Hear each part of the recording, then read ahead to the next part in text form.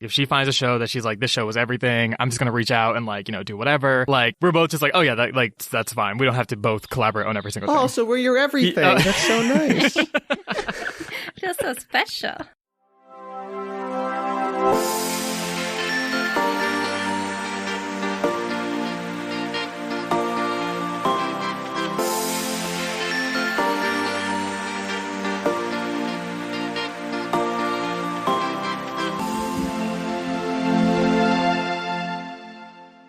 Hello and welcome to Book Retorts. I'm Sam. I'm Danielle. And this is the podcast about finding weird media and sharing it with your friends. Now today we have a very special guest from the fabulous Color Pages Book Club. Woo! It's Marci. Yay! Yeah, Marci! Yay. Oh my God, hi! Thank you all so much for having me. Now, if for some reason our listeners aren't already listening to your wonderful podcast, why don't you tell us a little bit about it? Of course. Okay, so as Sam mentioned, my name is Marci. I am one half of the Color Pages Book Club, which is a bi-weekly podcast where my co-host Akko and I talk about fiction, fantasy, and magical realism written by writers from colorful backgrounds. So essentially our show is we take a book over the course of a month and we just like talk about it. And we sort of just use books as a conduit to talk about social issues, our personal lives, activism, liberation, and just kind of approach books from the perspective that like imagination is truly the key to everything. Like is truly the greatest catharsis. And so we just try to like string that theme throughout our episodes and all of that. And yeah, we just find it very important to, really augment representation in literature, both in the stories that are told, but also in the people who write them. And so we're very, very intentional about that. So, yeah. That's great. And again, highly recommend it. Please go listen. I mean, after you listen to this first, obviously. Yes. Yes, clearly. Now, your podcast sounds very intelligent. It does deep looks at work. And now you're slumming it with us on our goofy little podcast. So I really want to thank you for debasing yourself enough to come and join us on our nonsense. Thank you. I will say, so our show is like, yes, we can, get into some theory and things like that. But we are also like, Akko and I are very, very good friends. We are like we're very much silly. And so, yes. So your we definitely. podcast is a lot of fun. Yeah. It deals with serious issues, but it is a lot of fun. We don't deal with any serious issues. And whether we're fun or not is still up for debate. So. Maybe you can bring some of that je ne sais quoi to us. Okay. Thank you. I mean, I'm having fun, so yes. Yeah. So I'm very excited to hear what you have for us today. Yeah, so today, funny enough, I was like, oh, should I talk about like a movie? Like, oh, what should I talk? And I'm like, Marci, sweetness, like y'all talk about books, so let's talk about a book. But I found a really, really fun one because so we talk about a lot of like queer literature on our podcast in particular. And so I picked a book called The Disasters by M.K. England, which is kind of like a space adventure among this like kind of ragtag group of teens. It's like super fast paced and like low key a mess, but like very, very. It's so fun. It's like the most fun. I'm excited. That's what we should say. It's a quote. Yeah. So y'all read the summary. I don't want to say too much because I have a lot of feelings. Okay, great. Well, Marci, Danielle and I will split the summary. Danielle, why don't you take the first couple and I'll take the last couple here so we can really share this experience. Okay. So it says, hotshot pilot Nax Hall has a history of making poor life choices, so it's not exactly a surprise when he's kicked out of the elite Ellis Station Academy in less than 24 hours. But Nax's one-way trip back to Earth is cut short when a terrorist group attacks the academy. Nax and 3 other washouts escape, barely, but they're also the sole witnesses to the biggest crime in the history of space colonization and the perfect scapegoats. Oh boy. On the run, Nax and his fellow failures plan to pull off a dangerous heist to spread the truth. Because they may not be academy material, and they may not even get along, but they're the only ones left to step up and fight. Full of high-stakes action, subversive humor, and underdogs becoming heroes, this YA sci-fi adventure is perfect for fans of Illuminae, Heart of Iron, or the cult classic TV show Firefly, and is also a page-turning thrill ride that anyone, not even space nerds, can enjoy. Not just space nerds can enjoy. Very different, very different. Sorry about that. This sounds amazing. I'm so excited. I would totally read this book. Police Academy. Yes. It sounds like Police Academy in space. Yes. Very much giving you that. Oh, boy. Yes. So MK England is an author and YA librarian who grew up on the Space Coast of Florida and now calls small-town rural Virginia home. When they're not writing or librarying, MK can be found drowning in fandom, rolling dice at the Dungeons and Dragons table, digging in the garden, or feeding their video game addiction. They love Star Wars with a desperate, heedless passion, and it's best that you never speak of Sherlock Holmes in their presence. You'll definitely regret it. And so MK is the author of The Disasters, but also another book called Spell Hacker, both from Harper Teen. And you can follow them at www.mkengland.com. So, yes. So we've never actually read anything by MK England on our show. So, yeah, so this is very much like super new territory for me. But yeah, love their writing style. And like, yeah, y'all, this book is, it's so fun. Okay. Well, I'm excited. So what is it about? Okay, so guys, let's jump in. Okay, yes. So before we go into like all the specific nitty gritty of what happens, I feel like I should build the world a little bit. So essentially, we're in Earth / just like outer space for well, actually we're never on Earth in the book, but basically the year is 2194, and while Earth still exists, it's gone through like a bunch of like energy crises and climate change, and so essentially it's the future. Yeah, it's pretty much the future. So 100 years ago in like 2094, essentially humans decided to like colonize other planets, and I think at this point they've like colonized like 8, and essentially the idea was that, they were like, girl, humans are dying, like we need to survive, like Earth is literally falling apart. That's the human MO. When things get rough, just abandon ship. And I'm like, oh, but can we also just address climate change? And they're like, we could just leave and go somewhere else. And I'm like, wow, yikes, but okay, whatever. Apparently getting away from fossil fuels is harder than colonizing new worlds. Yeah, so, okay, that's fine. So humans are just out here colonizing. It's a mess. So while people can still live on Earth, like it is desirable for a number of reasons to live on one of the colonies instead. But if you want to live on one of those colonies, there's an academy on the moon called the Ellis Station Academy where people can train to either be like pilots or like officers on these other colonies. So essentially like government officials or even civilians. So even if you just want to live on another colony, they're like, yeah, girl, you got to go to this academy first, because you can't just be out here just going straight to colonies. Like, it's like, that's not how that works. I think most people, if they were thrown into the woods we love today, moon colonies would not survive. Too. Yeah. Oh, definitely not. So yes. And also, it bears mentioning, so in the academy, if you fail to either become a pilot or an officer or even a civilian, I'm pretty sure you get sent back to Earth and you like can't ever come back ever. So essentially it's like, you get don't mess it up. Just don't mess it up. No pressure. Yes. Okay, so now that all of that is out the way, our main character is a young boy by the name of young adolescent by the name of Nasir Alexander Hall. He goes by Nax, and he's a Pakistani American student who came to the academy to like study to be a pilot, but failed his entrance exam like immediately. So like literally 24 hours after getting there, he like failed, and he was like, oh girl, I failed, so I'm going back to Earth. And we were like, oh yikes, this is like chapter 1, girl. Like how do we get here? Book over, I guess. Wow. Book over. Pretty much. So it was actually a short story, but so he's getting sent back to Earth, and essentially all the students who are sent back like have to go to the shuttle area and wait there. And so along with him, there are 3 other people who are also getting sent back. There's a half Russian, half Kazakh girl named Zenaida, or Z, who is like a prospective doctor, a black British diplomatic boy named Ryan, and then a Latinx Asian American genius girl named Case. So Ryan, Z, and Case are the 3 other people who are like involved, essentially. I think this is basically the Scooby-Doo crew. Essentially. And they're all pretty much from ages like, I would say like Case is on the younger end. I think she's like 15, and everyone, I think the oldest I think is like 17. So they're all roughly in the same age bracket. What are their names again? I'm not going to remember this in like 10 seconds. Okay.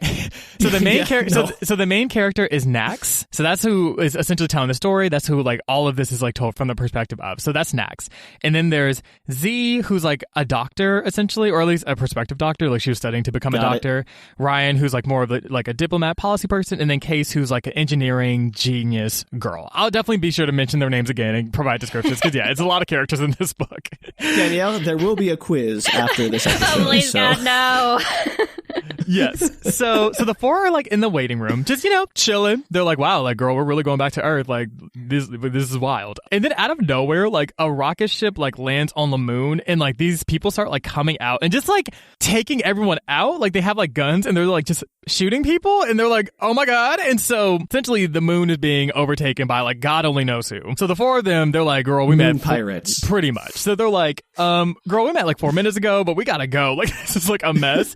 And so while they're like, I guess, running for their lives and trying to figure out what to do, there's like an alarm that comes on over the intercom that basically says that all of the air on the academy is gonna be sucked out in like 2 minutes. And so they're like, wait. So they're pulling a Spaceballs on this? What is that? They're gonna steal the atmosphere? Essentially. So like Nax and friends are like, so if we're on this planet, if we're on the moon in 2 minutes, we're going to die. Like, all of the oxygen is just gonna be like sucked out. And so they're like, oh my god, what are we gonna do? What are we gonna do? But conveniently, the ship that was gonna take them to Earth is still unoccupied. So Nax and them were like, look, we might just have to steal this and just figure it out, honestly. And then like, which brings up the question is like, wait, what happens with everyone else? And it's like, we have 2 minutes. So basically they just ran to the ship. And mind you, Nax, the same person who just failed his test literally within 24 hours, that he was trying to become a pilot and failed, that's the one who's about to be flying the ship. So, well, that's a bad choice. Doesn't anyone else have pilot skills in this group? No, like, no one else really knows how to do anything. One's a doctor, so they're like, well, one's Nax? a diplomat, one's a something else. Yeah, so they're all going to die in space. Right, so Z's a doctor. She's like, I can't fly this. Like, what am I going to do? So they're like, yeah, Nax, yes, because doctors can't drive cars.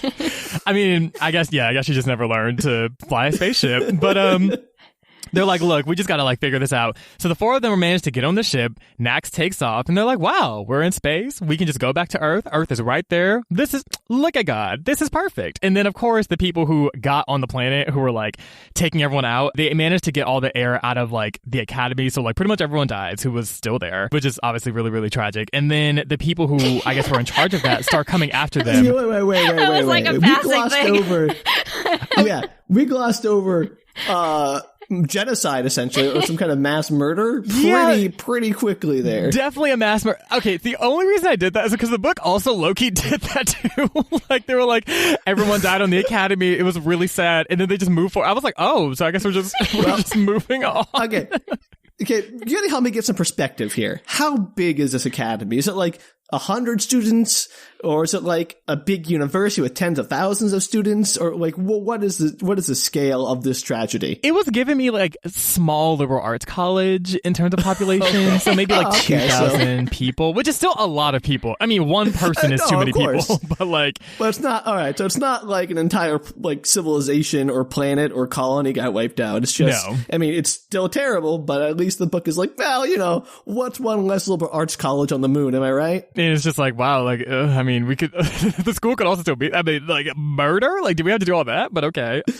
So everyone's like, look, okay, like, cool. That all just happened. We don't really have time to process. We need to escape. Because also the people who came on and did all of this, like, essentially are coming after them. They're like shooting like bullets at like the ship, and like Nax is trying to just like make it through, and it's a mess. But he's an amazing pilot and makes it through no problem, I assume, despite his earlier failures. He struggles deeply and is like, you know what? I actually can't go. Like, if we try to go to Earth, we're gonna fall out of the sky. So essentially, we need to go towards where the colonies are. Now, in this world, there's a rule where essentially once you go towards the colonies, so for example, like if you go through the academy and pass and like are sent to one of the colonies, you can never come back to Earth ever. Is there a reason for that? Yeah, why? I think the idea is that like it's unclear, I guess if you're on another colony that has like a different atmosphere and like different, I guess, like planetary properties, like they're nervous about like, I don't know, bringing some kind of like, I don't know, illnesses to Earth, or like just things that might interfere with, I guess, Earth's normal ecosystem. I think the idea is that like they don't want to mess up the ecosystems. So once you're on a colony, you have to stay there, kind of thing. There's not like a decontamination. Yeah, like decontamination. Pretty much. Like, they're very much giving you quarantine. Like very much giving you. Clearly, they learned from the Rona. I'm just saying there are ways to deal with this. You don't have to banish people to the outer reaches of space just because they leave. We can bring astronauts back from space. All right. Yeah, and that was the part too that I was kind of like, world building, so like you can never come back ever. Look, there's a lot that has to be done in service of the plot. We get that, but part of our charm is picking apart those lovely inconsistencies. So, yes. So basically, they're like, we have to head towards the colonies. There's no choice. And then Z and Ryan and Case are like, oh my God, but that means we can't ever go back to Earth. And they're like, look, I mean, it's either that or no longer being alive. So I think we just have to go towards the colonies. Wait. Weren't they all going to go to the colonies? Weren't there aspirations when they went to the Moon Academy to leave Earth and go to the colonies? So why are they all suddenly like, oh no, we'll never get to come back, which was the decision we made when we first went to the Academy? So caveat is that, so while you're at the Academy, you can still go back to Earth. So I guess the moon is fine, but like everywhere else is like aggressively not fine. So like they could, for example, like winter breaks and stuff like that, go back to Earth and, see their families and stuff. I guess they didn't think that they were going to not see anyone else from Earth like this soon. Like usually there's like a proper kind of like, okay, I can like kind of gradually say goodbye, but they just have to run into space. Okay. So fine, yes. I'll accept that. So to clarify, they don't know why they were attacked yet, correct? No. They just know that people just like started coming and, it was chaos and they just had to escape. So, yes. So they start going to the colonies and they go to one called Alrila. And that I think is the oldest one. So, yes, they're going to Alrila, they're like, okay, we're going towards the colonies. Hopefully everything works out. Whoop, whoop, whoop. Of course. Is this in our solar system? Is it in another solar system? Is it like on Mars or is it like Alpha Centauri? Unclear. Okay. Really specify. I assumed it was giving you Milky Way. I wasn't exactly sure. Fair enough. Just some space colony on an undetermined rock somewhere in the universe. Somewhere in the universe. Somewhere in time space. So they're going to Alrila, and of course so they call it the Tiger Squadron, the one that was like attacking them. Like they followed them to Alrila and basically shot them out of the sky. So they kind of crashed into the planet, and I was like, oh my God. But then like I guess everyone just put on their seatbelts, and like Nax didn't, but like was fine. Like didn't even like literally got like a small boo-boo on the forehead and was like and it's like Nax, that could have been really bad. Like that was like a mess. But basically, so they all get out of the rocket ship. And again, the cast of characters is Nax, Ryan, Z, and Case. Thank you. I appreciate that. They're like, what are we going to do? Case, mind you. So Case is like a genius. Like she's like brilliant. And she's like, look, so we have somehow recorded footage of, I guess from the rocket ship or whatever, like they have footage of what happened. Like they have receipts of what just took place at the Academy. And so while usually the rule is that they can't go back to Earth, they're like, okay, maybe if we can go to like an Earth embassy and figure something out. Because nearby there's a town called Salim, which is actually the first ever settlement from 100 years ago, like that first ever colony, and has a mostly Muslim influence. And so they're like, let's just go to the Earth embassy, arrange for visas, see if we can like make our way back to Earth and just show them the footage and we should be good to go. And they're like, yeah, there's like no way that can go wrong. That's going to work. Right. So So they're making their way into Salim. They're like walking to the embassy, and there's like this random 10-year-old boy that's like, oh my God, are y'all going to the embassy? Girl, I could totally escort y'all. And they're like, oh my God, how convenient. Oh, yeah, okay, that's going to go well. They're all geniuses, right? I mean, Case is a genius, but I don't know. There was a complete lapse of judgment here, I guess. So basically, they're all walking. And mind you, the embassy is literally right next to the police station, which, like, optics, I'm like, girl, that doesn't even look good, but okay, it's fine, I guess. And so they're walking, and luckily, there's, like, a random, I think she's around their age, like a younger adolescent. Her name is Asra. She, like, rolls up to them. And, like, Nax is like, yeah, like, this random girl in a hijab came up to me and was like, oh my God, Nax, like, it's so good to see you. Like, I just made our hotel reservations. Nax like, who are you? And Oscar's like, oh, like, Nax girl, like, you know, it's me. You know, and like, she's like winking, and she's like, I'm gonna need you to read it between the lines here. I need you to come with me. Nax is not the fastest on the uptake. Basically. And so Nax's like, oh, yeah. And like, they like walk off with her. And mind you, they look at the 10-year-old boy who is essentially calling police at this point, and they were like, okay, so we don't really know what exactly is going on, but we need to get out of here. Wait. I gotta get some orientation correctly. So, the whole group is traveling with this 10-year-old boy who's supposedly taking them to the embassy, and actually looks like he is. Yes. But this other girl rolls up, already knows Nax's name. Yes. And he just leaves with her, leaving his friends behind with the 10-year-old boy who is now calling the police. So all of that, except all four of them end up going with this girl, and they're like leaving this 10-year-old boy behind because he's like calling her. Okay, I thought it was just Nax. Yeah. I was like, did they split the party? That's not no, good. No. So the party's still together. He's like, peace out. Good luck, guys. Yeah. Good luck on this planet you crashed on. I'm sure this little boy will be able to handle everything for you guys. Cheers. Pretty much. And so the boy calls police, and so they're like, look, we have no time to figure out what exactly is going on. What we do know is that we got to get out of here. So police are literally coming after them, like they're like chasing them, and Oscar's like, look, I have a flat nearby. We can orient ourselves there. We can just, do introductions there and just figure this out. And they're like, girl, we ain't got no other options, so that's fine, whatever. So why are they like running from the police? Do they not trust the police at this point? Do they have any reason not to trust the police? Okay, so when they first landed on Alrila, they were like, there was just like a general paranoia of like, we need to kind of like turn ourselves in or figure something out, because essentially like they did steal a ship from the academy. So I guess they're kind of nervous that like there were extenuating circumstances. Correct. There were, but they were like, oh, we just feel like we should like report what just happened. And so I guess like they were unclear how this information was being disseminated. Like, I don't know why exactly they felt this way, but there was just a general paranoia of like, well, you need to figure out what's going on. But like, if police are coming after us, like, that's just really messy. I don't know. They were just like, if we're going to turn ourselves in, we need to like do it on our own terms. Like, we can't be like caught to make it look like we're like fugitives or something like that. So sure. Yes. So running makes them look less like fugitives. I guess when you put it that way, then it's kind of like, yeah, it's a little strange. Look, they're teenagers. I get it. Their brains don't work good. It's fine. So, yes. So basically, Asra's like, I live in this flat with this woman named Nani, who was like literally about that life. Like, Nani is just everything. She like owns like a restaurant, but like low-key kind of like helps to, I guess, support like underground social movements like on Alrila. Anyway, that's a whole like subplot. Anywho, so essentially they're like on, so they're like in the flat, and Asra's like, look, y'all are wanted by like everybody, like the government, the police. Like essentially the reason why Asra knew them was that like she saw wanted posters of them and was like, oh no, I should. So question. Yes. Nax is the nickname for Alexander something, right? Nasir Alexander Hall is his full name. Nasir Alexander Hall, right? Yes. Did the wanted posters use his nickname? I guess. It wasn't really clear. I assumed so, since like she knew to call him that, but yeah. I'd be curious. I'm not a police anything. I don't like make wanted posters or do graphic design for wanted posters, but I don't know if like they would put his legal name or his like, oh, his friends call him Nax. If you run up to him in the street, dangerous criminal, friends call him Nax. Actually, again, these are the details that I literally didn't even think about. I was like, oh yeah, like she just like saw a wanted poster, like that's whatever. Our job here, that's Marci. all That's Sam our does job. is think about annoying details. That's basically the premise of this whole show. Oh my gosh. He's ruined so many movies for me. Oh, I'm sorry. I'm not sorry. This is what we do.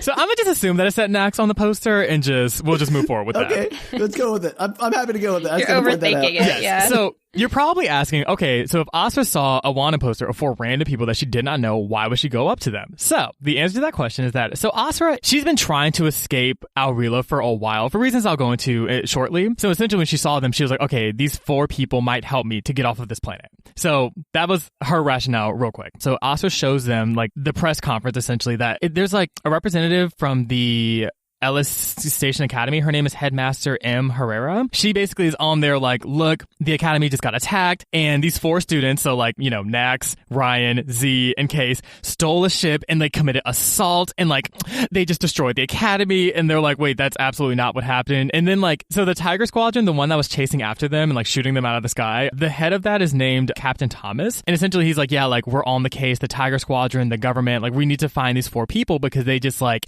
committed treason essentially against the academy. Granted, they did not say that the academy got destroyed and that like people died. They just said that they like stole a ship. So they're like clearly hiding that they killed everyone on the academy. And it was also weird too because they were like, yeah, we're gonna try to find them, but everything should be solved in like 4 days. And everyone was like, wait, 4 days? Like, why 4 days specifically? And they're like, yeah, we just have a feeling like 4 days should be enough time to figure this out, which is weird. But whatever. Yeah, why do people put a ticking clock on their own investigations? Yeah, it's unclear why none of the reporters were like, hey, like, why did you just specifically cite 4 days? And they were like, what? Like, so like they like. Do you have like precogs working for you? What's going on? Unclear. So of note, also, there's a man named Jace Pearson who essentially was saying that also on Ellis Station Academy, like they had gotten like cyber hacked. So in addition to treason and like stealing of a ship, like I guess their servers got hacked. And so they're like, oh, because of that, no one can go to the academy and no one can go to Earth for the next 4 days. Which again, I don't know why. Whoa, suspicious timeline that lines up, right? Exactly. So everyone's looking at this like,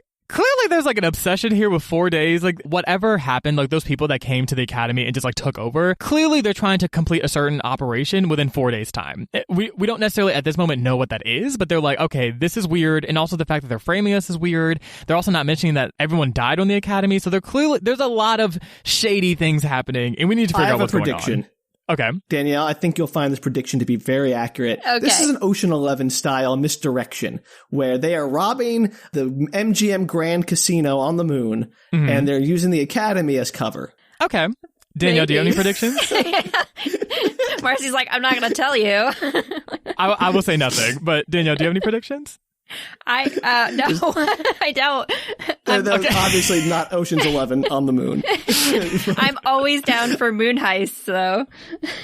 I know you are, but I have no idea where this is going. So I'm just like, well, I guess it has to be a moon heist. That's all I can think of at this point. This one's really gotten me for a loop, Marci. You picked a good one. Yes. So that's the thing. I was reading this and I was like, there's like a lot of threads of this plot. I'm doing my best to try to, make it as comprehensive as possible. But if you have any questions, please do let me know. Oh, we won't hesitate. Okay, great.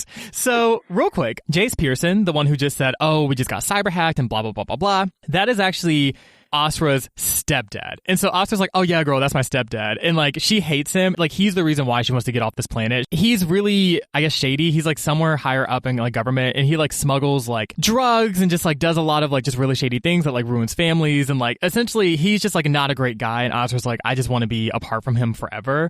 And mind you, of course, when the four of them hear, oh yeah, like that guy on TV that's like literally ratting us out, that's my stepdad. Like, they were like, oh girl, we gotta go. So they're like running towards the door.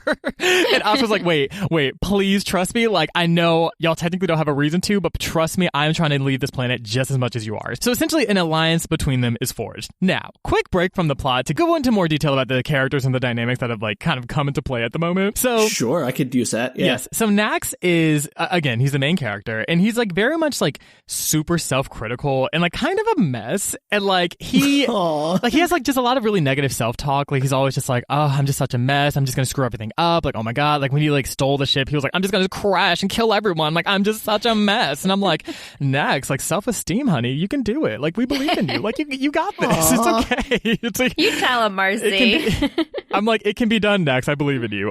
Also, it's been noted that like, I guess his family dynamic is a little tricky. So he has an older brother named Malik, who we'll discover later in the story. Sorry if that's like a spoiler, but anyway, basically like their relationship is not great. So we'll go into the reasons into that later. So Z, like I mentioned, is like a prospective doctor. She's like very like free-spirited, but also kind of like, she's like very pragmatic, like very to the point. She's like very much like, we need to do this, this, and this. We ain't got time to really sit here or worry about this, that, and the other. Like, we just need to like move forward. Case is like, a genius, but also she's very, very anxious. She's very anxious about the fact that like they're on Aurela, and like she still wants to go to the embassy despite the fact that like clearly they're wanted. Like, she like doesn't feel comfortable. Yeah, no, there's some conspiracy against them. Right. Yeah, definitely.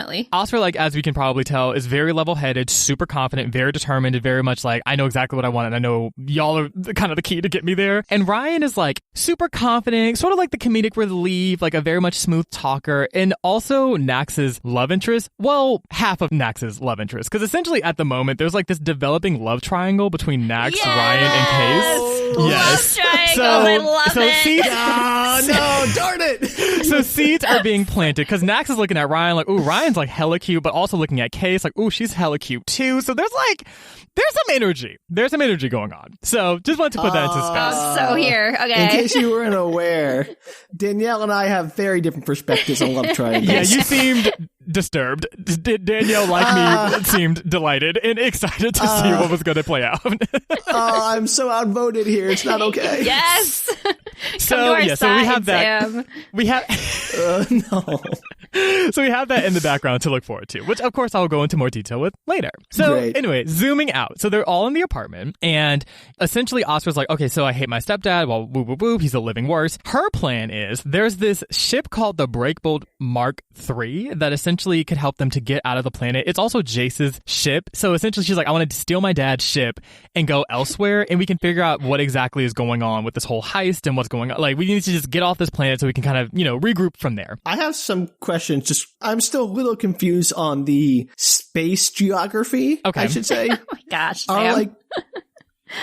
Okay. Look, I know, like, Because No, ask your question. Ask your question. Colony, was it like in a single day? How does like space travel take time? Because they have this 4-day ticking clock, right? Yes. So like all the colonies within like a 12-minute drive of each other? I don't understand. So that's actually a really, really good question. So my understanding is that from getting to the moon to Aurela, it was maybe like a few hours. Like none of the colonies are particularly far from each other. It's not like you're taking like days on end to get from one colony to another. And for that reason, I would say that they're all, I would say between, like Earth and say like Jupiter's kind of far. Maybe like Mars. Like I would like, kind of just as far as like maybe the amount of space, time and space it would take to get to each place. Look at Marci knowing how far out all the planets are, because I certainly don't. Right? Look at that. Oh, wait, Jupiter's hella far. Let's reel that back. Jupiter is pretty out there. Mars is like what, 6 months away, something like that. Yeah. So yes. So Oscar's like, look, let's steal this ship and get off this planet. Ryan and Z are about it. They're like, look, we ain't got no other options. This is it. Case is like, girl, absolutely not. Like, I'm trying to work with the authorities. And to be fair, they do have video receipts and video evidence that, they're innocent. Like, they didn't really do anything wrong. They just had to like kind of escape a harrowing situation. Nax is kind of in the middle. He's like, ooh, I kind of want to leave. Mainly because I feel like it could be fun, but also like we should probably turn ourselves in. So he's kind of like, like going back and what forth. they should do is just give their video to like whatever the equivalent of the New York Times is or whatever. And like, we're going to bust this conspiracy wide open. Because clearly the government is not to be trusted. Right. You find out, some news organizations could be like, oh yeah, we'll air this exclusive footage of what really happened on the Moon Academy. You're assuming they have a free press. Maybe they don't have a free press. That's a good point. I feel like they do, but I don't think they had the connections. Like, I don't think they had like the in, maybe. Okay. Yeah, just show up, knock on the door. Communication show. Yes, we're kids. Videos for the communication piece does actually come up later, but I guess right now they were like, we don't really have time to like negotiate meetings. We just need to get off this planet. I guess. Fair enough. That's a fair point. They have a time limit. Right. Yeah, that's right. Yeah, that's right. 4 days. 4 days. So right now it's pretty much Case versus everyone else. So tensions are kind of high because everyone's like, Case, look, we need you to like pick. And everyone's like, okay, look, let's just go to sleep. Let's take a beat and we'll just figure this out in the morning. Everyone can just sleep on the decision. We'll go from there. And of course, because it's the disasters, nothing goes smoothly. So Case in the middle of the night decides to sneak out and go to the Earth Embassy and, turn over the evidence. Case. And of course, gets arrested immediately. So everyone sees this the next day, like on the news, and they're like, Case, girl, you had literally a job. One job.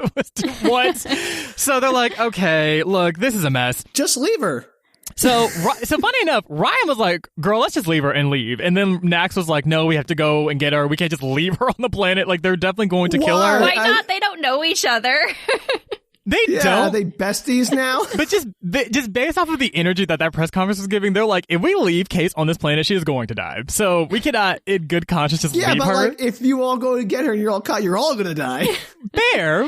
But they were like, there's a slim chance we could save her. And then none of us die. So I guess they were like, let's just go with option C.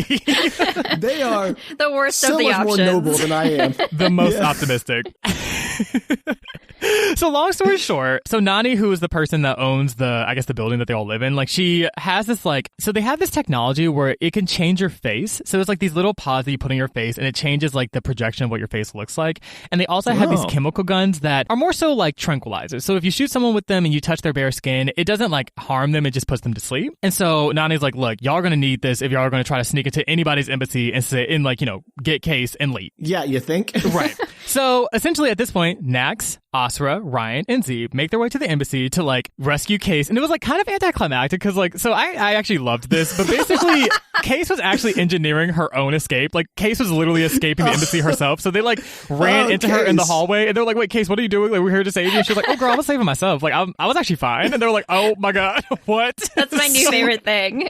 If they had left well enough alone, it would have been fine. Yeah, they should just waited. Debatably, Case would have probably just unceremoniously returned to the flat at any point. Like she literally was like, I was actually fine. Like I was chilling. And I was like, I love this subversion. Awesome. Like I was here for it. Anyway, they're like, okay, well, great. The party's reunited. We need to leave because, oh, look, police. Oh my God, us running yet again. Oh my God. So like everyone's like running, trying to escape the police. At one point, Ryan and Nax split up because I guess they were like, we can't be all 5 of us are running through Aurela. Like that looks a mess. So essentially, Ryan and Nax end up like, so there was like this like pen of like goats. That's like a whole separate thing. But basically, they have like a moment. moment. Whoa. You can't just put goats in front of us and be like, there are goats. Moving on. Space goats. We gotta know about the space goats. So there was, I guess, like a farm close by. Unclear why there were so many goats, but basically there was like a large pen that had like hella goats, like a lot of goats. And so goats for days. So Nax and Ryan were like, yo, we need to be knee deep in goats and escape amongst them. And so so essentially, that's goats is not what I expected from my YA space fiction. Pretty much. I don't like. Again, it was very convenient. I was like, oh wait, these goats are in the middle of the city. I'm confused, but it's okay. It's fine. I'm just get lost in the fantasy. Anywho, oh my gosh. The purpose of the scene was to establish there was like a moment between like Ryan and Nax where they get to know each other more, and we learn more about Ryan, and we learn that he grew up, I guess, in the UK, and he like went to boarding school, and his dad is like a really influential like political figure, and it like I guess his dad wants him to follow down that same path, but Ryan's very much like, I want to carve my own path. I want to do something totally different. Like he has a really contentious relationship with his dad. He's like, he does not mess with him like at all. Also, there's definitely some tension between the two, and it's also like confirmed that like those seeds are planted. And I'm like, okay, there's this whole like love subplot, but also y'all need to escape because y'all are like literally fugitives. Like y'all are. I was like, I'm here for the. I'm here for the romance, but also like time and place. Like y'all need to escape. Anyway. No, look, they're safe in the goats, and as we all know, herds of goats are the most romantic place to meet somebody. Pretty much. Or at the very least, it's a story. So, yes. So essentially, they're able to make their way back to the flat, and luckily everyone else is there. So Asra, Z, and Case were able to make their way back. So granted, I mean, needless to say, everyone was like pissed at Case. They're like, "Are you serious? Like, why would you? What were you thinking?" And she was like, I went to the embassy, and I guess she had a family friend who worked at the embassy, and she was like, I gave them the footage, and then the like director of the embassy came in and like tried to steal the footage, and he ended up taking it, and then I got arrested, but then I escaped. And oh my god, like what's gonna happen? And they were like, so you did all that just to have our one video footage be taken? And she was like, I mean, I guess you could say that. And I'm like, wait, they didn't have backup copies? No, she took the one copy to the embassy, fools. And then the director took it. Yeah, that'd be like number one thing you do. Yeah, right. No kidding. But I will say, so it was not all for naught, and this is why. So while Case was there, mind you, engineering her literal own escape, she was able to sneak into one of the offices and steal. So they have like tablets on the planets, like it's like I guess in the same way that we have tablets, like here now.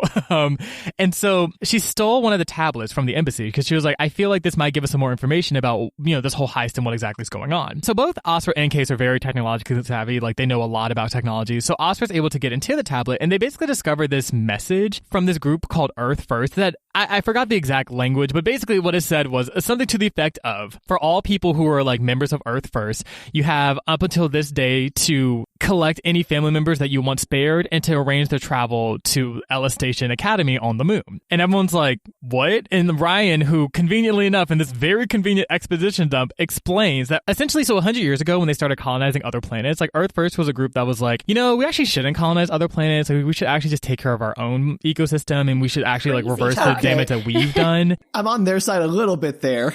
Not for the mass murder. They're like, we shouldn't be colonizing other places. We need to like preserve our planet and like just like move with that. And so needless to say, they were pissed when like, colonies started just sprouting out of nowhere, and it was like this whole thing. And so essentially what we learn from this mess is more or less is that Earth First is more or less planning to, if not destroy, cause great harm to the colonies. And that essentially anyone who was part of that group and their families has like a brief window to get to Ellis Station Academy before whatever happens.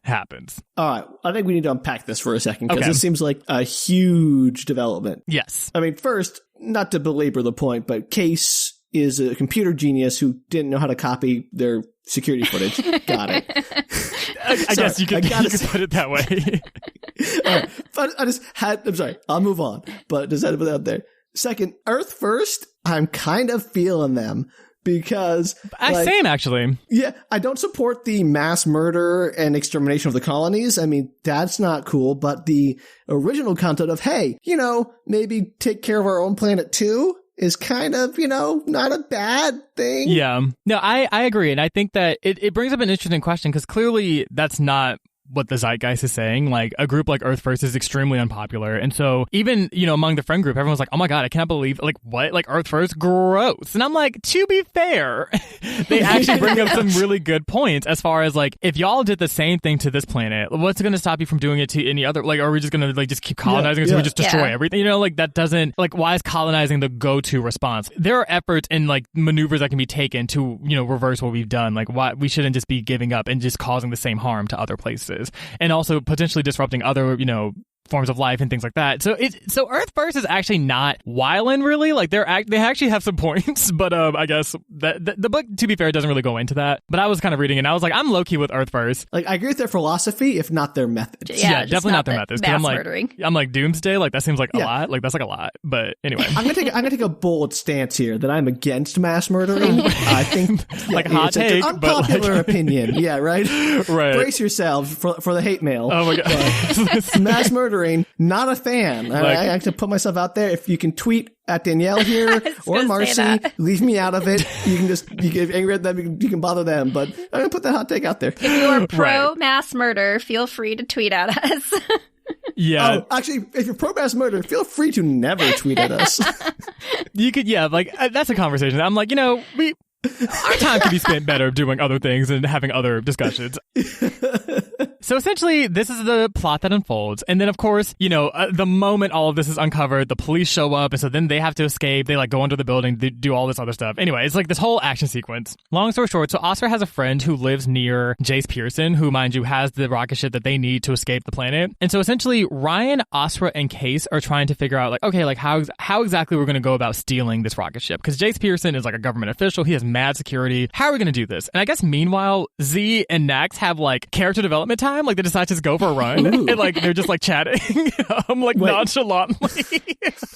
Like, doing anything to jog through the planet while they're wanted fugitives? So they jog, to be fair, they jog throughout, like, the apartment building. Like, they just run up and down the stairs, I guess, because they're both runners. So Z actually plays soccer, and so did Nax, and they get some chance to, like, chat more with one another. So here's what we learn about Z's character. So Z is actually from Kazakhstan, and she's half Russian, half Kazakh, and as far as her ethnicity. And while she really she really loves her country, like, she struggles with the fact that as, like, a transgender woman, like, the government, I guess, doesn't allow people to change any sort of, like, assigned sex at birth markers on their IDs until they're 21. Mind you, when they went to the academy, everyone was, like, I think 17. So it's one of those things where it's like, symbolically, just like as far as that message, it's like, okay, so I'm from a country that does not validate my actual identity, my own gender. But also, it causes a lot of problems. Case in point, when she got to the academy, while the academy is like, oh, we don't discriminate against transgender students, like, I guess Z's paperwork didn't match, like, her identity documents from Kazakhstan, and then, like, the documents that she submitted to the academy, the gender markers were different. And so because of that inconsistency, that's why she was kicked out. And Nax was like, yeah, and Nax was like, wait, that's like a weird clerical error that should be easy to fix. Nax was like, wait, that's horrible. Like, that's literally illegal. And they're like, well, technically, it wasn't because I was transgender, it was because my documents didn't match. And I'm like, well, the only reason you were even in this situation is because you're transgender. You know, like, I'm like, that doesn't, like, they're literally doing this because you're trans. Right. No, I'm seriously. Like, that's a mess. And I was like, wait, we're really dealing with this in 2094? Like, I'm not surprised, but oh God. I'm like, yikes. Yeah, well, things look bleak right now. So it was just unfortunate, but you know, they bond more about, like, soccer, and, like, they just have, like, a really cute, like, heart to heart. Also, Z definitely peeps that, like, there's, like, sexual tension between Nax, Case, and Ryan. Case in point, like, before they left to go on their run, like, Nax was, like, stretching, and he, like, just very extra, like, lifted his shirt to, like, do a thing, and, like, both, like, Ryan and Case were, like, lifting their jaws, like, from the floor, and Z was like, y'all are doing a lot. We need to escape. Like, is now the time for thirst? Like, I'm here for the sexual expression. Teenagers, man. But like, time I and love place. It's like we're literally escaping. So we learn more about Z's character, and I'm like, okay, that's nice, albeit very unfortunate, you know, the circumstances. Essentially, before they go to steal the ship, they decide that, okay, there's a colony that's, like, unofficial. Like, it's not recognized, but, like, I guess the state, but, like, it exists, and it's called Serenity. And they're like, okay, we can take the rocket ship, go to this planet called Serenity, regroup, and then figure out essentially what's going on with Earth first. So the message mentioned, like, some sort of device. They're like, okay, we can maybe find one of these devices and shut them off or do something. I don't know. I don't know. We just got to do something. So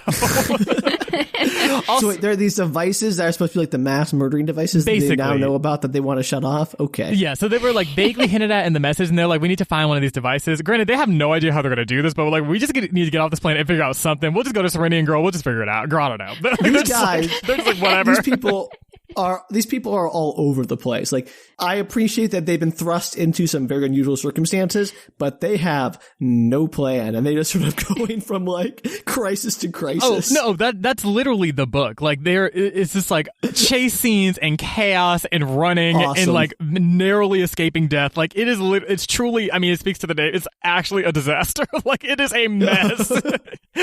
That's great. Yes. I love it. Also, we find out that Casey's family friend that she went to the embassy was like found dead, but like clearly murdered. So that's like this whole thing. They're like, so the stakes are high. Anywho, so yes. Yeah, I mean, the mass murder before was pretty bad. So yeah, so basically like we need to go to Chase's compound and figure out this rocket ship. So mind you, they're able to pretty much do all of that successfully. They like sneak into his compound. They're able to get on the ship. They're able to like, engineer their whole escape or whatever. Mind you, in that process, Ryan gets shot like in the shoulder, but they're like, is there like some nurse scene here going on? So Z luckily is a prospective doctor, and so like she has like the medical expertise to like, I guess, figure this out. Granted, she doesn't have like a medical, like she's not like a medical doctor, like she doesn't have like that actual license, but like she's like, I know what to do in this situation. It's fine. But long story short, they're able to get on the ship. Was there like a shootout at the compound? Yeah, like. Right, so it was like weird. Basically, so like Z was trying to. Okay, so I think their plan was to like take some weapons and like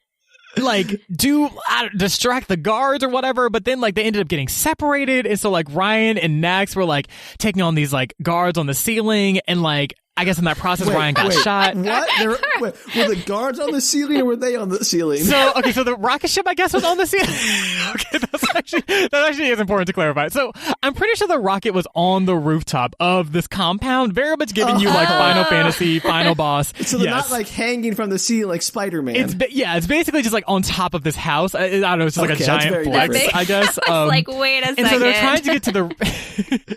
I assume the guards were like walking on the ceilings with like anti-gravity. No. Okay, yeah. So they're essentially, they were just guarding the rocket ship, but basically, they used the chemical guns to put them to sleep. But in that process, Ryan got shot, and everyone was like, "Oh my God, Ryan!" You know what their mistake was? They should have brought goats for the distraction. I mean, maybe, but then the ghost could have gotten shot, and that would have been sad. It's just, Aww, that's true. Yeah, we don't want hurt goats. Yeah, no. So they're able to get on the ship, and Tiger Squadron and all of them chase after them. But I guess Nax, like, he like did this like slingshot motion around this like nearby moon. It was like a lot, but basically he was able to escape. There's so much in this book that happens. There's like a lot. All right. Okay. So he's the failed pilot. Okay, he slingshots around the moon as like a gravity assist. I get that. Basically. But like, I thought his like whole shtick was, I'm a pilot, but I don't believe I'm a pilot. So was this his big moment of growth? Essentially. So the thing is, like, he's not actually a bad pilot. He's actually very talented. Yeah. But like, he kind of failed out of the academy on like a technicality. And so the issue with Nax is that he's very talented, he's very skilled, but he sometimes just like, he likes to show off. He likes to be like flashy. He likes to be like kind of like, I don't know, very showy in his lift his shirt up. I get it. Yeah, like he's very much giving you that. And so sometimes he just does things that are kind of reckless. And so like that, in this instance, it worked because they were like, wow, that was reckless, but it really worked out. But in another instance, he could have easily just crashed into the moon. So, it's really a 50-50 shot with this one. You know what? When they're being traced by murderers, and you gotta make some choices. You gotta make some risks. Yeah, those are good odds. Those are better than Vegas odds, 50-50. I mean, the stakes were such that it was like literally any risk. Because honestly, I mean, if they had just kept going, like they would have gotten shot out of the sky and, that would have just been... No, absolutely. That. So they're in deep space. And once the situation calms, Z and Nax are like, okay, Ryan just got shot. We need to take care of him, make sure he's okay. So I guess while Z was getting like the medical supplies, Ryan and Nax had this like moment of like extreme sexual tension. And again, I was like, I'm here for it, but like I'm like, he needs medical care. Like making out we can do this later. You can do the whole like Florence Nightingale routine later. Come on. So basically, Z is taking care of Ryan. And to be fair, Ryan is actually okay. Luckily, the bullet didn't didn't hit any like bones or like major arteries or anything like that. It was more like a ricochet of anything. So it was just like, it hit, like his arm might hurt for a while, but he's going to be okay. He's going to fully recover. So that's good. What's not good is that, so remember Serenity, that planet that they were going to go to like figure things out? Thing. So I guess they called the planet, I don't know who they called, but I guess they called somebody on Serenity. What? And It's like random person on the planet. So hey, Serenity, what's up? They were like, hey, Serenity, like, what's up? It's Serenity. Like, so they were like, hey, can we like land here or whatever? And Serenity was like, oh, sis, absolutely not. Under no circumstances can you land on our planet. No, why would they ever think that would go differently? Because I guess they were like, oh yeah, we are, I guess, wanted by like the state. And we also stole, we're being chased by murderers. Yeah, we stole Jace Pearson's rocket ship, and it basically says Jace Pearson's rocket ship on the rocket ship. Like there's like, it's clearly stolen. Serenity's like, we don't really want this smoke. Y'all are just gonna have to figure this out. We don't really have time for this. Yeah, no duh. Like, this is the government you're talking to. So essentially all 5 of them are like, okay, we need to have a meeting and figure this out. So they have a meeting in like 5 minutes in like the mess hall. Meanwhile, before that meeting, because of course, you know, always time for tea. Case and Nax have a moment where they have like a heart-to-heart, and we learn a bit more about Case's past. So essentially what we learn about her is that like, yes, she's like this like super gifted like engineering, I guess, prodigy, like has been studying this like forever. And the thing is, so she, I guess, has anxiety, and she like, you know, throughout her life has just gotten these really bad panic attacks. And I guess the Academy found out about that, so that's why she got kicked out, because they were like, oh, like you don't, like, we can't, like, your mental state is like, I guess, not conducive for the type of career that you want to have. So they kicked her out. This Academy is insane. So they're hella discriminatory. No. They're discriminating along the lines of mental health, gender identity, like all these different things of like. How do they ever find anyone qualified to go to the colonies if like, oh, looks like you have a hangnail, you're out. Like, it's just, I'm like, y'all need to figure out your like inclusion efforts, because this is not it. Like, y'all are kicking people out for literally no reason. Like, this is a mess. So she literally got kicked out because she has anxiety. This is what happens when you skip your mandatory sensitivity training. It's a mess. But yes, so they have this whole heart-to-heart. Then they start like making out. Like Case just goes in for the kiss. So like making out 2 minutes before your meeting. So they're literally like their meeting was like 5 minutes ago. They're like just making out or whatever. And then Nax has a moment where like he's like really into it, but he's like, oh my god, like Ryan, oh my gosh, I don't know what to do. Like Basically Case is like, okay, well, you let me know. I'm always here for more kisses. So you just let me know. And I'm like, honestly, that's fair. So she just like walks out the room, and Nax is like, wow, like Ryan, Case, what am I going to do? And I'm like, Nax, sweetie, you have a meeting. Like you have a meeting? Like, go to your meeting. Maybe, like what? Get your life together first and then worry about your romance. Oh my gosh. That's not how books work, Sam. One of them's probably going to be killed before this is over. I will say nothing. So anyway, so at the meeting, which weirdly enough, Ryan's also at the, so the same Ryan that got shot, like, is at the meeting. And I'm like, honey, don't you need to rest? Like, what is happening? But anyway. He's okay, whatever. But the bad news is that not only can they not land on the Serenity, but they're also low on medical supplies, food, ammunition, and fuel. So they basically have nothing. like nothing.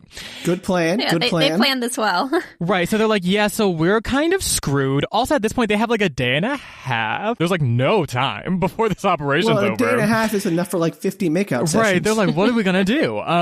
So at this point, they're like, if it would be great if we could like, I don't know, connect to some kind of mass communication transmitter and like tell people what's going on, but like that's not an option. Essentially, they're trying to figure out what are we going to do, because we have no fuel. And honestly, they only have enough fuel to really get onto like maybe one of the nearby colonies, and that's it. Like they have to basically pick a colony and then just regroup from there.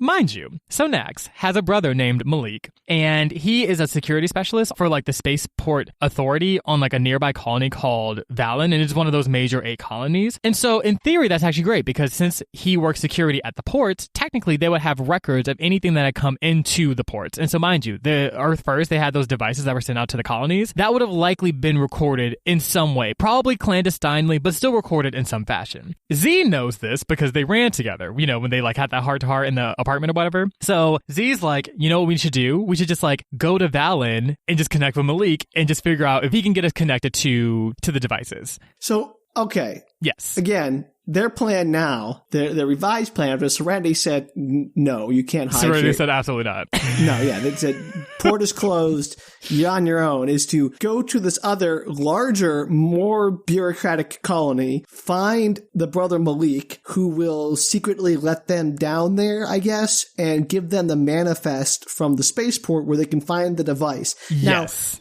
Exactly, Okay. actually. Yeah, that's exactly. Great. Yes. So, good plan. Love it. On board. Yes. But my question is, how do they know finding this device will help? Like, if all the colonies have these devices, like, maybe they can stop one device, but that means all the other colonies are going to be killed by these devices. Like, it's a bomb, right? You can find, like, one bomb. Like, oh, we found the bomb in Tokyo, which means we've saved London from its own bomb. No, it doesn't work, right? Maybe Right. they're all connected. Yeah, so that's Okay.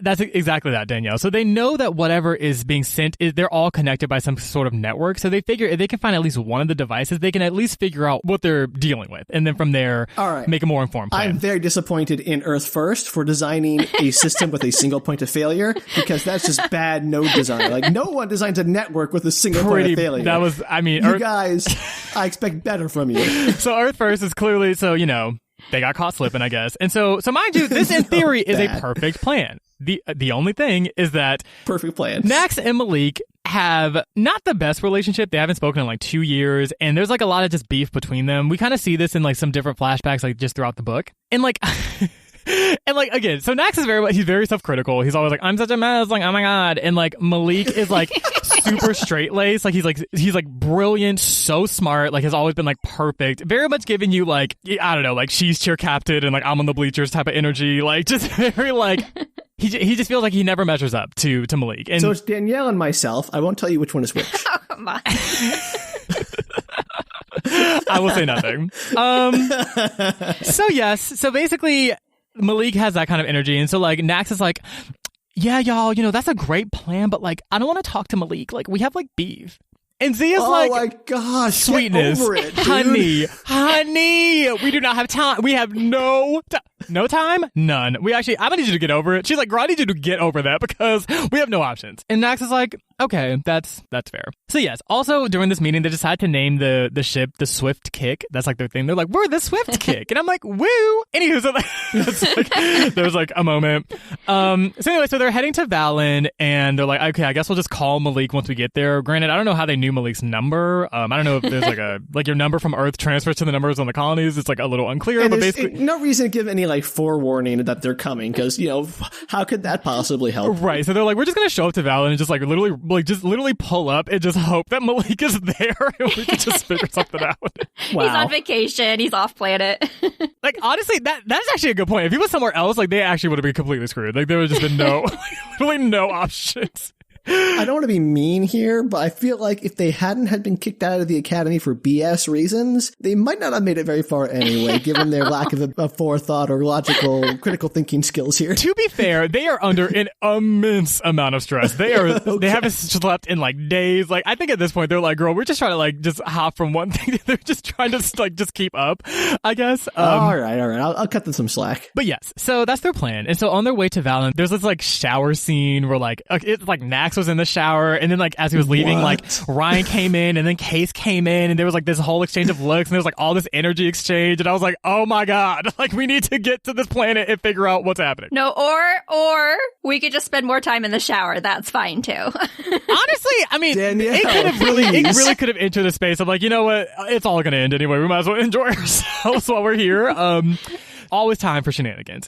Apparently. So they get to Valen, and Valen is basically just like Earth, but like everything's blue. Like literally everything's blue. And they're like, oh, fun. Is that book I read as a kid, like where this alien came from the planet where everything's blue and tastes like a sunflower back to it? It's like the one thing that's colored on. You didn't read that book as a kid? No. Nobody Never read that mind. book as a kid, Sam. All right. This is not relevant. We can move on. Okay, well, yeah, I guess kind of giving you that energy. Anywho, so they get to Valen, and Nax gives Malik a call, and he's like super nervous. And he's like, I haven't talked to Malik in 2 years. I don't know what we're gonna do. So he explains the situation to Malik, and Malik, mind you, despite being very straight-laced, he's like, look, I'm gonna send you some coordinates. It essentially is the coordinates to some, like, underground operation that you can use to, like, at the very least disguise your ship while we're figuring things out. Just go here, and I'll meet up with y'all later. And Nax is, like, gagged. He's like, wait, did Malik just help us? Like, escape the government. Like that's actually wild. So they land. So Nax is really anxious about having to deal with Malik and blah, blah, blah. They make it to that location. There's essentially like this, I guess it's like, how do I even describe it? It's kind of like think of like maybe like a car dealership maybe, but like for like rocket ships. Like they like redesign rocket ships and like do this whole thing. And there's like a woman there named Bryn who like is like the main person. And essentially from what I gathered, it's essentially this port where I guess folks who are like escaping other colonies or folks who might be refugees, whatever, who like are entering Valen, like she kind of helps them to like matriculate in and sort of like, I guess, make their way into it or whatever. And so they meet up with Bryn and they discuss this whole paint job thing, whatever. It's like super expensive, but like Asra stole like $100,000 from Jace Pearson before she left. So she was like, oh wait, girl, I actually have the coins for that. And I was like, wait, what? Like, where did this come from? So yeah, so they're able to like get this whole paint job situation. Granted, they don't really have time. So they're like, look, we just like paint the ship, try to fix the fuel situation, and just everything's like destroyed. Just, you know, try to fix up as best you can, and we'll just figure it out. So at this point, Malik shows up and he's like, hey, we should just like go to my apartment and kind of like, I guess, figure out what we're going to do. Like, what exactly is our strategy? Mind you, before this happened, Jace Pearson called Asra. And again, Jace is like Asra's stepdad. And he was like, hey, you should just rat out everyone that you're with. If you just rat them out, you'll be spared. It'll be fine. And she was like, I'm never going to do that. Like, you got me messed up. I mentioned this for a reason that we'll go into very shortly. Anywho, so they get to the apartment and we essentially find out all of the beef between Nax and Malik. And okay, I'm gonna be honest, Nax really blew it out of proportion. It really was not that serious. Oh, no. Basically, what happened... so he was like, I don't want to talk to my brother to save my life, but I'm not being overly dramatic or anything. So before Malik left for the colonies, before Nax ever did any of this, while they were still on Earth, I guess Nax was doing some kind of like piloty, like rocket ship pilot course thing, and he essentially got the equivalent of like a permit but like for rocket ships. And like one day I guess he was like on a ride with Malik, and like again Nax just likes to be like very flashy, so he tried to do this like really complicated maneuver, but he ended up like crashing, and they both had to be like hospitalized for like mad long. Like I think Nax was in the hospital for like, well, Nax wasn't in there for that long. I think he was in there for like 3 days. Malik was in there for like several weeks, and so he felt like super guilty about it. And like, I mean, Malik almost died, but he was okay. He was like fine, I guess, eventually. But then like it was like super stressful. Also, like their mom is like a cop, and like she tried to like cover up the whole situation, but like everyone found out about it, and it was like a whole mess. And basically Nax was like, I just embarrassed everyone. Like I just can't believe this. And so while he was like, I guess after all this whole situation, like they didn't allow him to take his like rocket ship classes, so he would like sneak into the school and like do these like little simulators or whatever, but then he got caught. It was like just very weird. I was like, wait, what? So that happens, and basically he goes on to explain to Malik, he was like, yeah, the reason why I failed my pilot test when I got to the academy was that essentially I guess he was like trying to compete with like this girl who was like getting more points than him during his exam, and he like crashed. And so he failed. And I guess if you crash, you automatically fail and you have to get sent back. So yeah, one crash and you're out? Basically, the academy, as we have noted, is not compassionate or benevolent in the least. They don't care. So well, it's during the test, just like, right? If you crashed later, would they still kick you out? Like, if unclear. you crash during your driver's test, you don't get your driver's license. That's a good point. That is a great point. All the time and still can drive. So, but not when you're testing. So exactly. So that entrance exam, like if you crash during that, you fail and you're just sent back. You can never try it again ever. And it's like, oh my god, the stakes are high. So yeah, so he failed. And so mind you, like they're having this whole conversation in front of everybody else, and Nax is like, oh my god, I'm so embarrassed. Like I can't believe Malik would say this in front of all my friends. Like, oh my god, my friends. Like I'm so embarrassed. Like, and I'm like, Nax, relax. How is like, anyone attracted to Nax? I'm like, Nax, it's literally not that deep. Like, relax, girl. Oh my god. So anyway, so that's essentially their whole beef. We also find out that Bryn and Malik, so Bryn was the one who like fixed their ship or whatever, they're dating, and Nax is like, oh my god, that's wild, because like Malik is like super by the book and Bryn's like edgy and like cool. Like, how did this happen? And it's just like, you know, people change through time, Nax. That's a thing that they're allowed to do. Okay. Yes. So at this point, Malik clearly about it. He's like clearly going to help them out, whatever. Now, when Jace Pearson called Asra earlier and was like, hey, you need to rat out your friends, he sent her these contacts of some people that she could tattle to, like about this whole situation, which was convenient because some of them actually worked at the same place that Malik worked. So they're like, okay, cool. So we can just go to Malik's workplace, go to their offices, and just see if we can figure out maybe the device is there. Like, we'll just see what we can find. And so they decide to split up because they're like, we can't go in 6 deep. Like, that's like a lot. So essentially, it's Malik, Nax, Case, and Osra decide to go to Malik's workplace. And then Ryan and Z stay behind with Bryn. And they just kind of like set up things for like, when I guess they find out whatever they need to find out, they can like all get on the ship and just sort of like have this unceremonious leave. It'll be fine. So 4 people is fine, but 6 people is way too many. Yeah, they're like... those 2 extra people tip it over the edge. Right. So they get to the spaceport and they get to work. They go around to different offices and like, kind of figure out everything. They're essentially able to find the office that they need to go to that has more information. So they get to this room and they figure out that the device that they're looking for is in another hallway on the same floor. Okay, so this is the part where I literally rolled my eyes. So, okay. So again, it's Osra, Malik, Nax, and Case. And so Osra was like digging around this office trying to find as much information that she can about the device. And so they're like, okay, cool. The device is like in this other room. And then Osra was like, I'm going to stay behind. You 3 go find the device and I'll just like find as much information as I can while y'all are gone. And I'm like, rule number 1, don't split the party. Do not split the party. Don't split it. So basic. It's so basic. I'm like, y'all, we were like at chapter like 800 at this point. Like, how are we making these simple mistakes? Anyway, so basically, I guess they were like, yeah, that's fine, whatever. So like, Nax, Malik, and Case go to this other room to find the device. To be fair, they do find the device. Okay, so they took too long because like the room that it's in, like you have to like be in and out in 5 minutes. Otherwise, like this alarm sound. So of course they took too long and like the alarm went off and it was this whole thing. And they had to like take out all these guards and it was like wild. And then like, oh, okay. I was going to skip that. So Malik was like, okay, so during all this chaos, Malik was like, look, let's just go to this rocket ship and leave. And then Nax was like, we have to go back for Osra. We cannot leave Osra. Like we can't do that. No. And I was like, to be fair, they've gone through a lot. I get it. So they're like, look, we're just going to risk everything and just go after Osra and we'll just figure it out. And they already did that for Case back at the embassy when that wasn't necessary. If they did it then, they have to do it now. Yeah, right. Obviously, that's going to be like a hypocritical. Exactly. How do you look being like, oh, we went after Case, but we didn't go after Osra? Like, yikes. It's so rude. Exactly. Like, could you imagine? So bad. Oh, God. Anyway, like, it'll be so awkward the next time you see them. Anyway, so... basically, they make their way back to the office. Of course, Osra got like captured by like these guards, but they're able to like release her and like they take out all the guards, whatever. They like all run outside. They're so good at taking out guards, or these guards suck. Yeah, the guards are like they really are just like bodying all the guards. Like it's just like not a competition. I mean, to be fair, the guards are putting up a fight, but like they have those like tranquilizers. So once they shoot them, like they fall asleep and they're like out for the count. Don't the guards have weapons? I mean, more effective? Like, why don't the guards have guns to like kill them, like laser guns or whatever? They do, but there's a lot of scenes of like Nax being like, a bullet narrowly missed my ear, or like someone will shoot from behind and it narrowly misses. Like it always barely misses. So stormtrooper aim. I got it. Pretty much. Well, these guards need to be fired if they can't stop a group of 17-year-olds. 4 to 6 teenagers. Yeah. Pretty much. Literally all 17, except for Malik, who was like, I guess maybe like, I don't know, 19. Anyway, so after a few, grenades and, running around all this other chaos, they're able to make it back to the ship, all 6 of them, or I guess all 4 of them who reunited with the other 2. And so at first, like, Nax was like, oh my God, this is perfect. Malik and Bryn, y'all can like come with us and like, solve everything. And they're like, ooh, girl, we're not leaving. Like, girl, we're staying behind. Like, we're not, y'all got it. Like, we're absolutely not about to jump into this conflict. You can handle this. You can handle the free world. It's fine.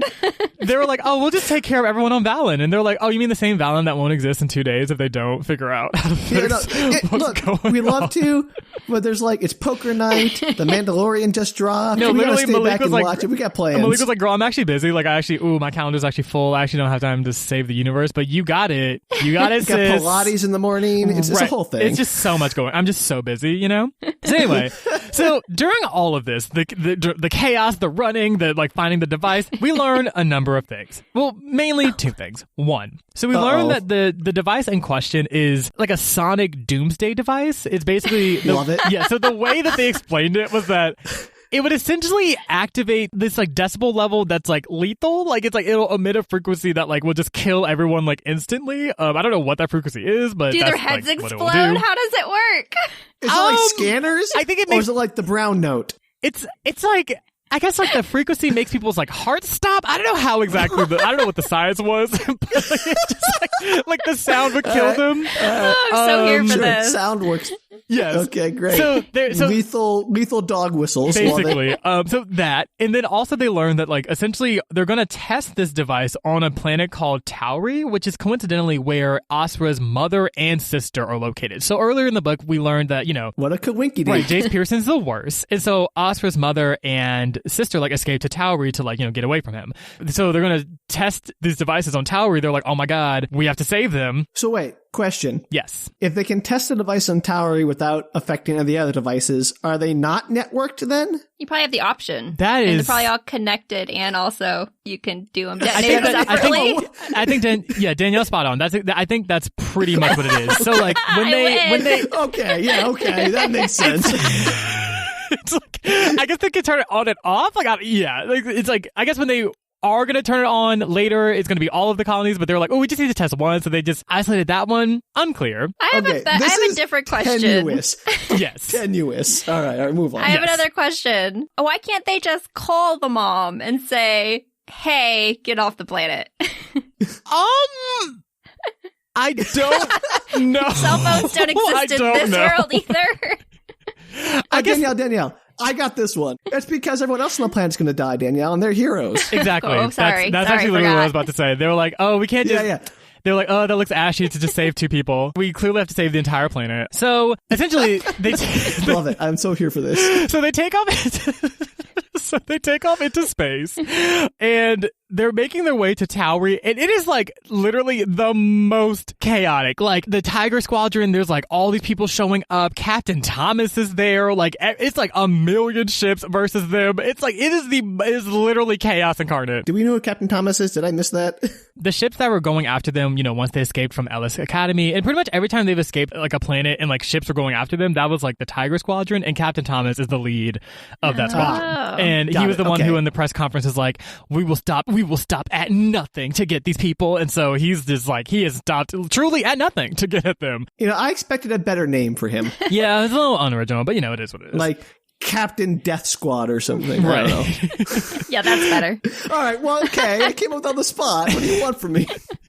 So essentially, they're getting to Tauri, and I honestly, y'all, I can't even explain how they avoided death. Like literally, at one point there were like 20 ships. They were all shooting at them. Like they were literally being shot out of the sky. And Nax did a thing in physics and science and the solar system. I don't know. It was just like I don't know. Just like avoided death. It like worked. It was truly wild. But like to be fair, the ship does have like shields, so I guess the shield was like good enough to like absorb most of the shock. So it was like, okay, I'll be honest, it was super convenient because they were like, oh my God, like there's a device somewhere on Tauri, we have to destroy this device, like where is it? And they were like flying around, and there's this like huge device like in the edge of the city, and they're like, oh, that looks like the device we're looking for. Oh my God, wait, that has the Earth First logo. Let's just shoot at it. And they like shot at it. What? And just destroyed the device. Logo on their terrorist devices? Yeah, so it was like not inconspicuous at all. It was literally so obvious. Like literally, like they were like, oh, this Earth First girl. And they were like, oh yeah, we'll just shoot that down. That's fine. If it's one thing that secret societies bent on genocide are all about, it's branding. Right. Like literally, if they hadn't branded, it probably would have been fine. But anyway. So they're able to shoot it. But to be fair, they are a little late. Like the device had started going off, and then maybe like 10 seconds later, that was when they were able to like destroy it. So some people still died, but Asra's mother was fine. Her sister, it was unclear because she had like gone to her friend's house, and they were like, oh my God, do we know what happened with Farah? And they're like, oh, we don't. And it's like, oh, yikes. So...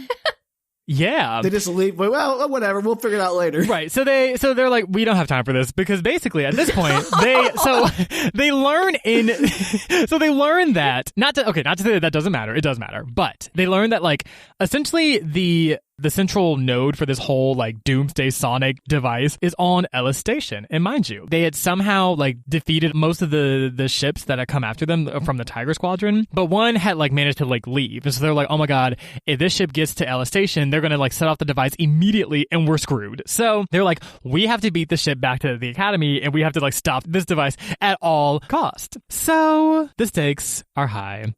So they're like flying their way back to Ellis Station Academy. They're like, we have got to, get to the Academy first.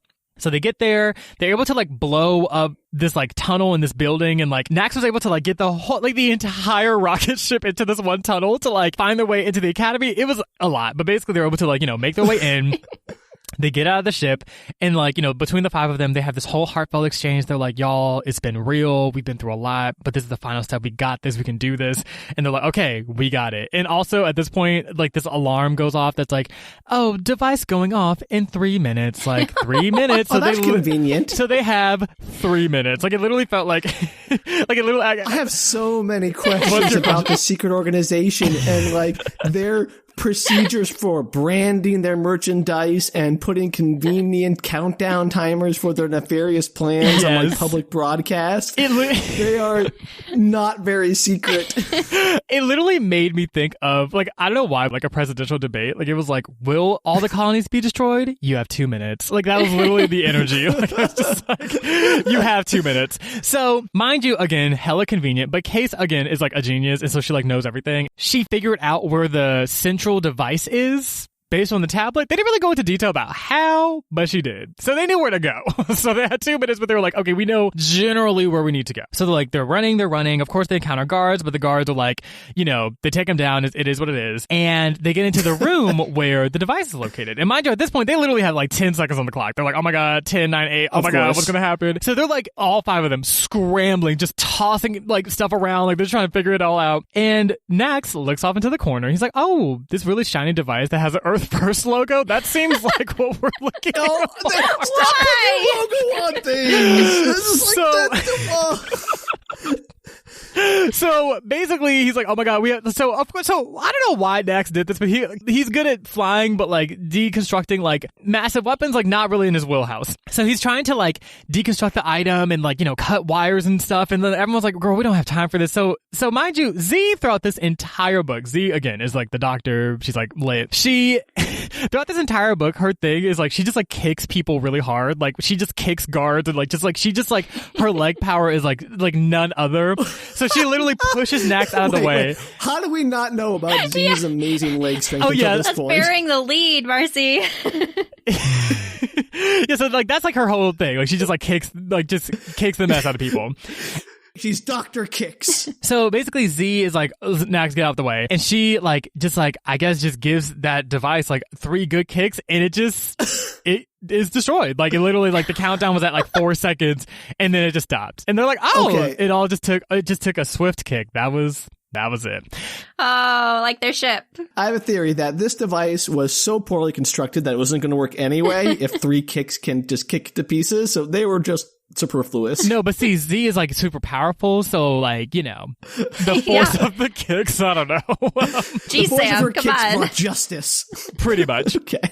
Sorry, I didn't doubt her. I'm sorry. So yes. So now they're like, okay, so the device has been destroyed. This is great. However, we need to make sure that like everyone knows what's going on. We need to like, you know, get in touch with like a communication server and basically just get the word out on what's going on. So again, Case knows everything. So she's like, oh, the communications room. Like it's like over here. We just need to go over here. So like run over to the room. And of course there's like mad guards. And the guards like at one point like throw a grenade in the room. Like it's like wild. Like they're literally like on the brink of death, but somehow avoiding like major injuries. Like it's like actually like they made like at one point like the communications room I guess doubles as like an infirmary. So they make this like bed fortress. Wait. Okay. They make this like bed fortress. So like the guards like try to rush inside and they're like, oh no, the fortress. And I'm like, wait, you mean this fortress is like a mattress? Like what anyway? So wait, so the guards here. Yes. I just want to take one moment here to appreciate the guards in this book who can't fight off teenagers, can get mad kicked to death because apparently a teenager's power kicks are better than their body armor. Yes. And their tactics are, oh, we're being invaded by these super powerful teenagers. Let's make a blanket fort to fight them off. Yeah, so the teenagers were the ones who made the blanket fortress, yeah, and then the guards were none the wiser. They were befuddled. They were like, oh, we did not see this fortress coming. Oh no! And I'm like, wait, but the guards are defeated by a blanket fort. They're defeated by basically like a blanket fort. Way worse. Yes. So these guards, I don't know where they found these guards. I don't know where they found these guards, but they clearly are conveniently be horrible at their jobs. So, mind you, the fortress is coming down and quickly because it's a mattress. So Nax is like, okay, we need to figure this. And like Asura's trying to like connect to the communication servers, but it's like, she's like, oh, I need more time. And everyone's like, oh my God. So like everyone's like panicking. And so again, bad convenient, but here we are. There's like a tank of like laughing gas like in the corner. Like I don't know why. Wait, no. Yes. They had nitrous in there? Yes. So they have laughing gas in the room. In the communications / infirmary room. There's a Sam, there were goats in space and you're concerned about the nitrous? Right. So they have the laughing gas. And so Nax is able to like unhinge the canister and like unleashes it among the guards. And they like, I guess, become super delirious and like fall all over themselves, so they're no longer a threat. Then how do the teenagers, do they all have like gas masks on? How are they not affected by so it bears mentioning, they were all wearing like spacesuits. And so they were like, oh, put your oxygen on. So they like turn their oxygen on. So like, I guess they weren't affected by it. And so then there was like a ventilator like really close by that like basically connected to all the vents like in the academy. So like they put the same canister like in the vent so it would like permeate throughout the entire, the vending system. And so essentially all of the people who were like major threats like just are like laughing, delirious, they're like dancing, and like it's just like a mess. And like at this point Oscar's able to get in touch with Earth and it's like, look at this. We saved the world. You're welcome. And they're like, oh my God, you're right. And so they saved the day. The battle is won. They averted doomsday. Things are better. So there's a brief time jump where a few things happen. Essentially, the group is given some reward money. They're like, the state apologizes to them and it's like, we're so sorry. And they're also given the chance to re-enroll into the academy. Granted, I don't know why you would want to go back to this horrible academy, but no, thank you. Why? Yeah, the academy's the worst. Basically, so the ship that they stole and I guess now like belongs to them, whatever, they are now using it to like, I guess, do like, I don't know if they're doing like deliveries or doing other sort of like mission type things. It was a little Postmates in space. It was a little unclear, but basically they're now this like space like team, and Malik and Bryn like join their forces. So now it's like all 7 of them. So Asura, Nax, all of them, XYZ. We find out that Asura's sister is indeed alive. So though she was on tower, she is alive. So she's fine. No thanks to them.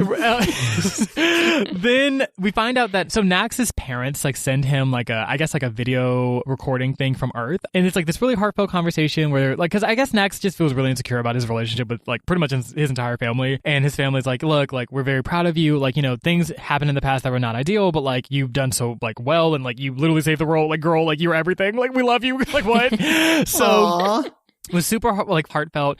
Also, Ryan and Nax pretty much become canon. Like they like have this whole scene where they like basically get together. There's like this whole thing, and essentially they decide, they have this final meeting in the mess room where they're like, okay, so what are we gonna do moving forward? Because the academy offered us chances to re-enroll. What are we gonna do? Pretty much all of them were uninterested except for Case. But even Case was like, oh wait, actually, I'm gonna defer for a year so we can like do our space thing for like a year and like just like gap year. Travel around space. Exactly. Just like continue to do our like gap year thing. And also Case is like mad young, so like a gap year is like whatever.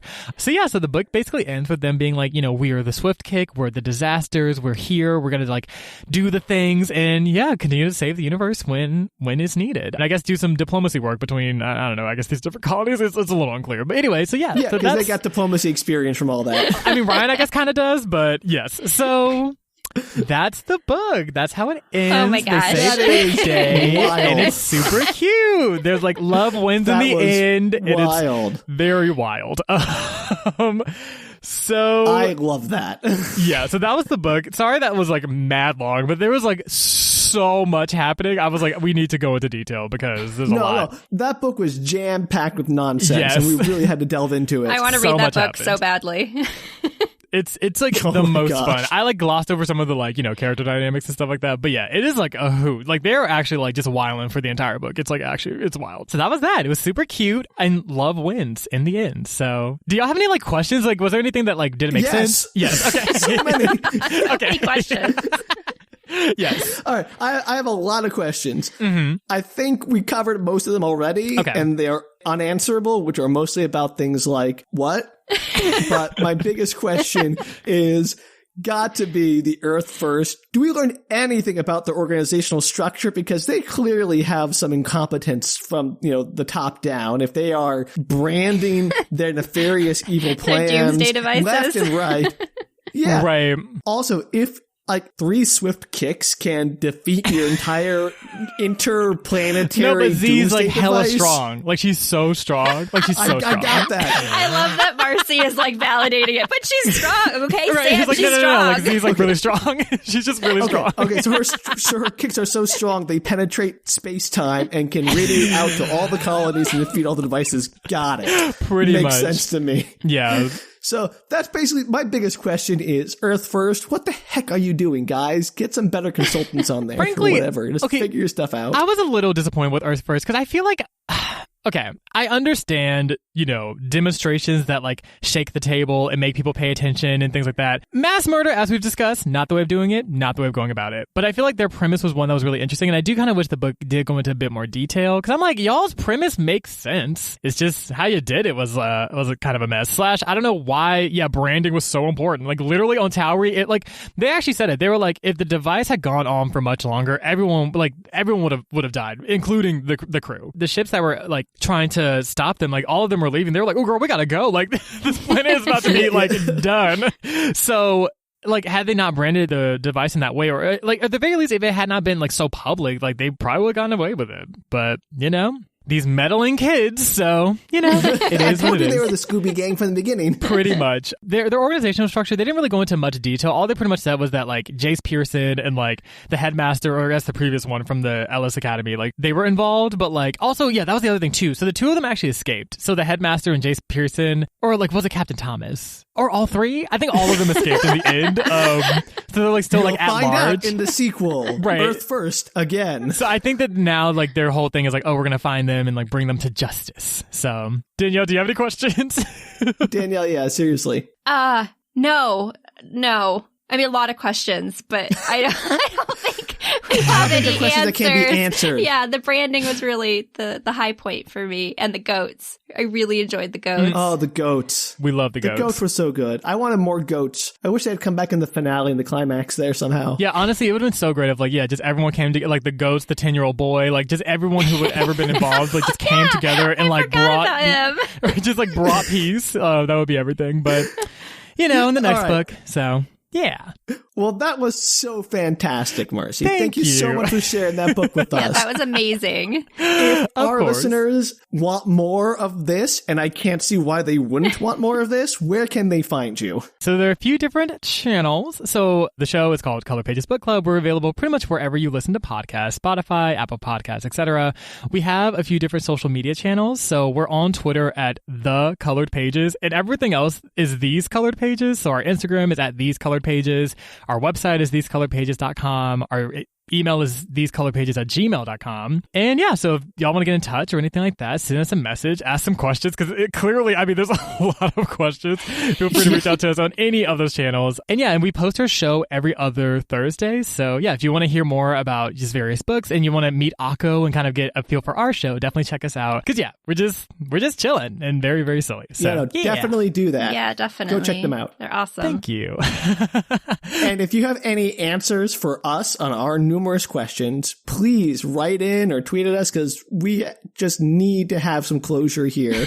If you are a branding expert for the Earth First contingent, we'd love to talk to you, please. So you can find us at bookretorts.com. Or you can find us on Twitter, Facebook, Instagram at bookretorts. And we really hope to hear from you soon. And until next time, thank you, Marci. But everyone, of course. Bye. Bye. Take care, everybody. Bye, y'all.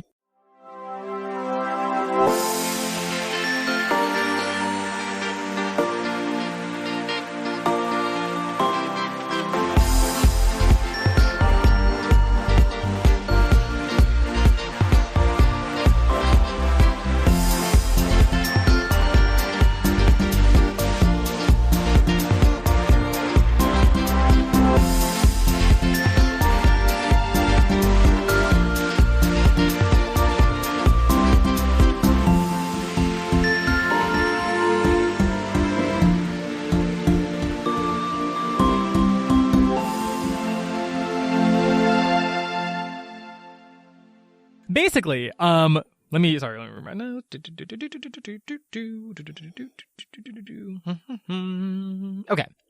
Okay. I'm keeping all of that. Yes. You should totally keep that in.